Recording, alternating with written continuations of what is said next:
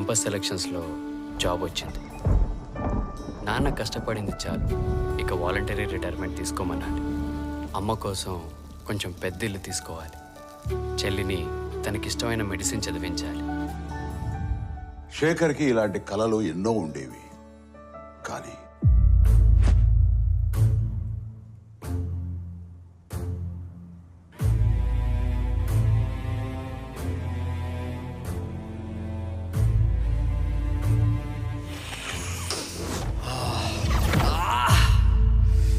Drugs అలవాటయ్యాక శేఖర్కి తన కలలతో పాటు జీవితంలో మరెన్నో దూరం అయ్యాయి. అమ్మా, స్టోర్కి వెళ్ళొస్తానమ్మా. ఇలా ఒక్క శేఖరే కాదు, ఎందరో యువకులు ఈ డ్రగ్స్గా ఆకర్షితులై తమ జీవితాల్ని నాశనం చేసుకుంటారు.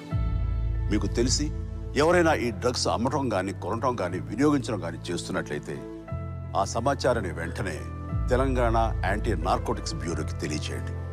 మీరు చేయాల్సిన ఫోన్ నెంబర్ 87-126-71111. మీ వివరాలు గోప్యంగా ఉంచబడతాయి.